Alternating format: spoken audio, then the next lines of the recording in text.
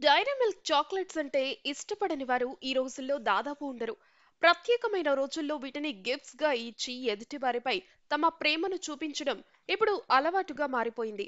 అయితే వీటిని తినేటప్పుడు ఒకటికి రెండు సార్లు జాగ్రత్తగా గమనించాల్సిన అవసరం ఎంతైనా ఉంది. హైదరాబాద్ లో జరిగిన ఈ ఘటనే అందుకు ఉదాహరణ.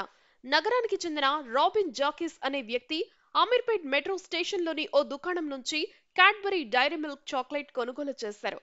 తినేందుకు దానిని ఓపెన్ చేసినప్పుడు అందులో ఓ పురుగు కదులుతూ కనిపించింది.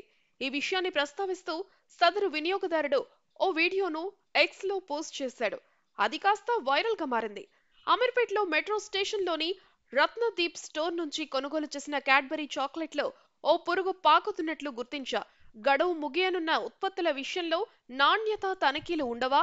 ప్రజారోగ్యానికి ఎవరు బాధ్యత వహిస్తారు అంటూ తన పోస్ట్లో రాబిన్ ఆవేదన వ్యక్తం చేశారు. ఈ పోస్ట్ పై పలువురు సోషల్ మీడియా వినియోగదారులు కామెంట్స్ చేస్తున్నారు.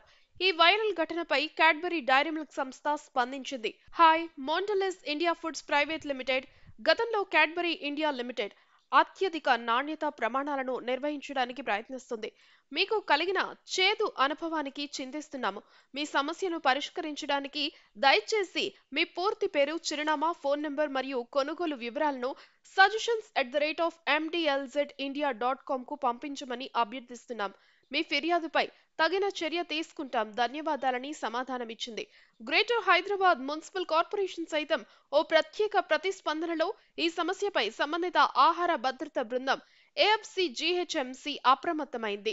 ఫిర్యాదు త్వరగా పరిష్కరించబడుతుందని పేర్కొంది. అయితే క్యాడ్బరీ వంటి ప్రముఖ కంపెనీ ఉత్పత్తుల విషయంలో ఇలా జరగడంతో నెటిజన్లు ఆగ్రహం వ్యక్తం చేస్తున్నారు. కామెంట్స్ రూపంలో విరుచుకుపడుతున్నారు.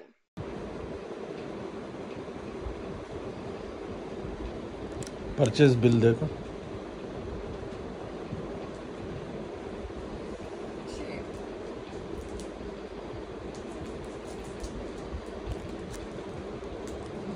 Students and all will be purchasing